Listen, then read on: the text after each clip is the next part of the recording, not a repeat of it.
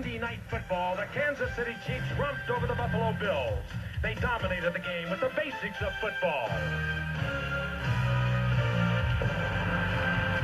It's the way they've been winning all season long. He's known as the Nigerian Nightmare. A devastating 260-pound running back named Christian Okoye. I more so run straight forward. I don't get involved with joking and going sideways. I think that's the way it should be for somebody of my size. That's why I take it. Derek Thomas is the dynamic leader of this attacking Kansas City defense. Although no team in the conference has given up fewer yards than Kansas City, the quarterback sack is the identity of this defense.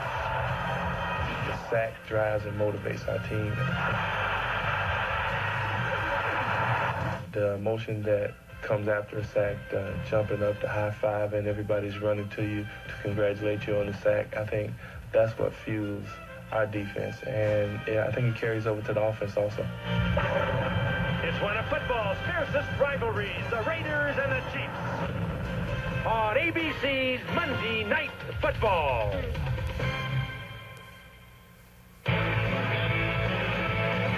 Well, it's tumble time and it's fumble time. Hey, ready, set, go, you gotta hit that line. Yeah, catch the ball. Hey, make a run. Oh, most of all, you gotta have a lot of fun.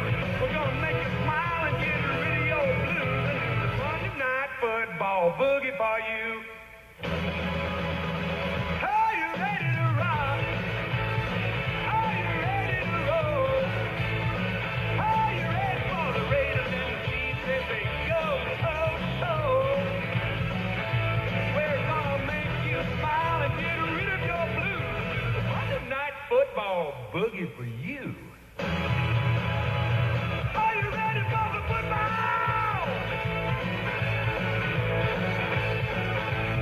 It's the game of the week that's coming your way. It's Monday Night Football and it's time to play.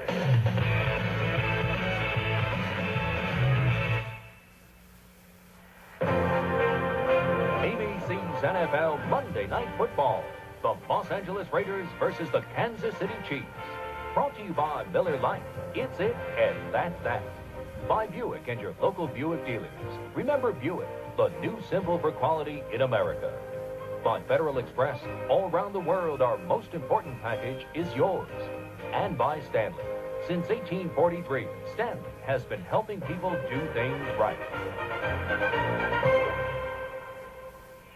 Kansas City, Missouri, on a beautiful night for football here in the nation's heartland. Kansas City, a city turned on by their Kansas City Chiefs. Just outside Arrowhead Stadium, they've been tailgating most of the afternoon.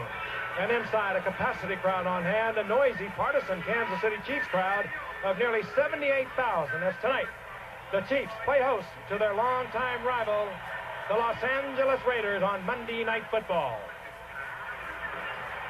Hello again, everyone. I'm Frank Gifford along with Al Michaels and Dan Deardorff. Glad you're with us. It should be a good one, a good AFC West matchup. It's the Los Angeles Raiders and the Kansas City Chiefs. Both are at 5-3. Whoever wins tonight will be a... Hey guys, I hope you liked that little intro in. That's a little history for you, for anybody my age or older, maybe just younger than us, can appreciate those years. But the Monday Night Football, Frank Gifford, Al Michaels, Dan Deardorff team, that's what I grew up with, and that's what I loved Monday Night Football all about. Frank Gifford figured it was time for his tribute. He just passed away.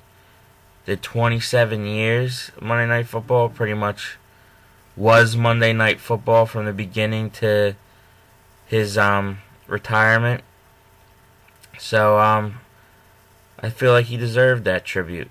Now let me get into where we're at as of going into Monday night's game. A lot of close matchups. Few things still to be decided here. Me versus Blair, I'll take a look at first. I initially predicted myself to win 142 to 132. Currently, Blair is winning 104 to 77. I have 3 players left to his 2. Projections are good for me, but, I mean, that could go any which way. So, you can't put all your cards on projections. I got Julio Jones and Matt Ryan. If they can connect well against the Eagles' new secondary, then maybe I have a shot. I'm not really sure. I'm not going to predict a final winner in this one at this point. I'm going to say that maybe my prediction as it was holds up, and that's what I'm going to roll with there. Next up, team of Mike Mullen and John Michael versus Jordan. Jordan, I predicted to win 143 to 133. It is currently Jordan 178 to 108. Jordan doesn't have anyone left, but Mullen and John Michael, have AP and Cody Parkey. I think that AP could have a good game and cut the gap down some, but AP and Cody Parkey do not accumulate 70 points. I think maybe they get them into the 130s so that you see a 178, maybe 138 final. But Jordan holds on and wins that one. Now, Walt versus Conway. I initially predicted Conway to win 135 to 128 over Walt. Walt is currently winning 132 to 104. Walt has no one left, and Conway has DeMarco Murray, Carlos Hyde, and Jordan Matthews. I'm going to say that grouping of those three scores 40 and gives Conway a 144-132 victory over Walt. So Conway's going to come back and win that one tonight. We'll move on to Chuck and DF. That one's pretty much all wrapped up, but just the score. Initially predicted DF to win 131 to 125. His team does not look good out of the gate. They are done and have scored 106 points on the week. Chuck has 149. Still has Mike Wallace and the Eagles D to play tonight.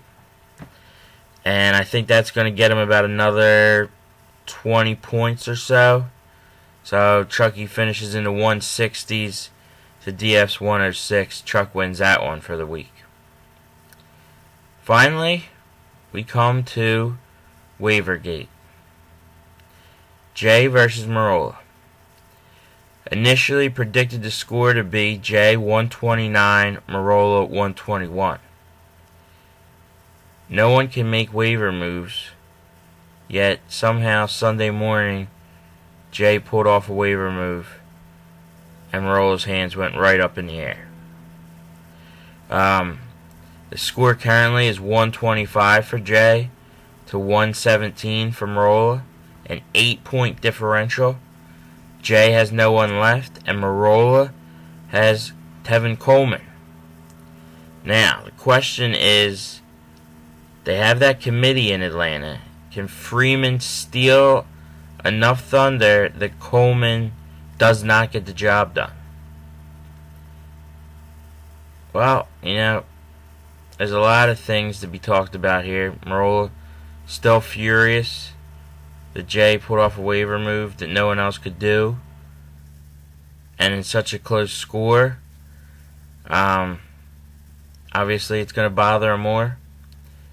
I'm going to say that Coleman scores 7 points. 7.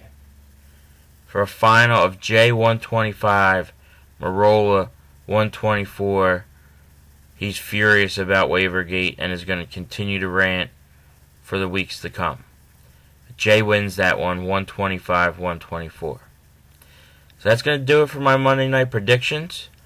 I'll be back with something better for week 2, but I wanted to give you guys something. And I hope you liked the Frank Gifford tribute. Good luck tonight, and see you in the group chat. Peace out. It's a beautiful